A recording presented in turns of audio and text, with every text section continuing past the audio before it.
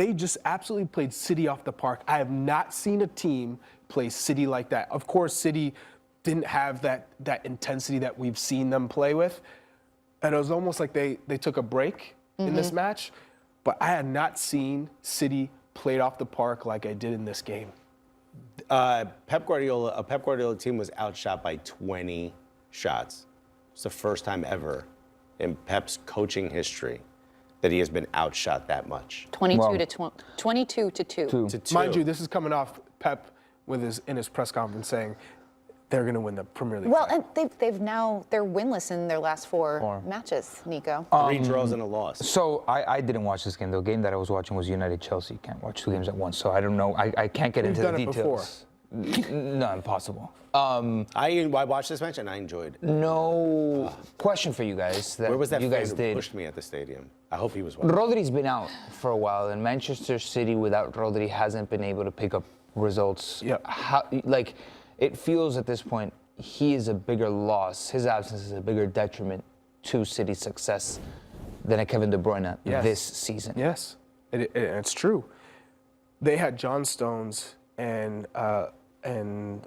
Lewis both playing in front of the back four, and you know how they can invert the back four and play with one maybe a little bit higher. But John Stones was supposed to be that player.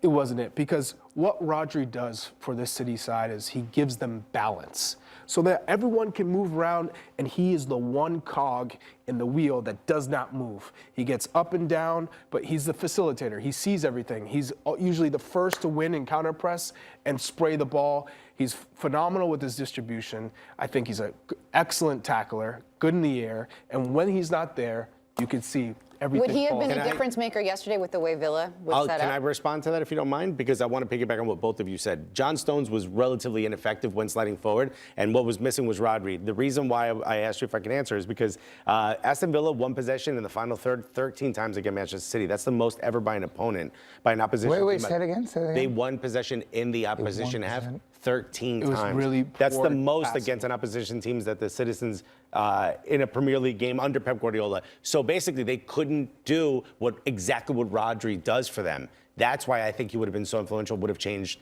the result of this match, in particular because he's the one who facilitates and then springs that attack forward.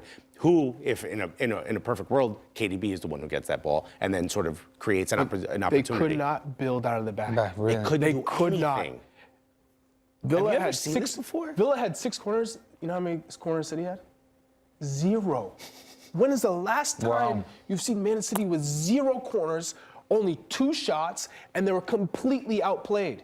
Aston Villa was pressing them. That's how they couldn't build out of the back. They were coughing it up left and right. When I say impressive. I've never seen City dominate like this, I'm telling you, you would have been like, is Villa Real Madrid? Like, that's how they were playing. Douglas Luiz looked like, I know Arteta has been rumored to being after him after his signature. He was phenomenal. Konza had a couple of plays where you're like, oh, you know, he could have let City sneak back in, but I mean, Martinez was massive when he needed to be. Double save.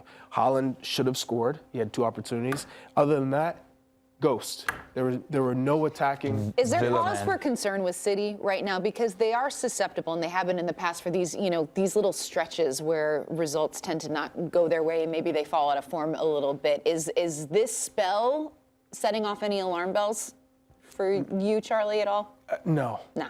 They're getting KDB back. Yeah. Right. That Rodri's been out. So when Rodri's on the pitch, KDB comes back into the team. You're going to see them hit a new gear. Last year, they had a slump. Yeah. I feel like it was more towards the beginning. No, it was season. the first half of the season. It was like the middle. I want to say the end of the middle. Nonetheless, they had a slump and they regained their footing. They have the experience, and they've shown it time again. Again, just like if we've been watching the show, I say it every time, and it's so imperative to City's success and to Pep Guardiola's team success. I mean, how many Premier Leagues have they won? 4 out of the last 5 or something like that? Well, they're going for the first 4 in a row. They shift into 6th gear when no one has a 6th gear in March, April. You know, remember the old cars that only had 5 gears?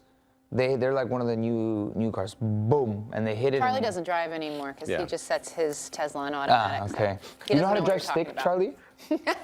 No. No, you What? don't know how to drive No. stick. I didn't get my license until I was 28 years old.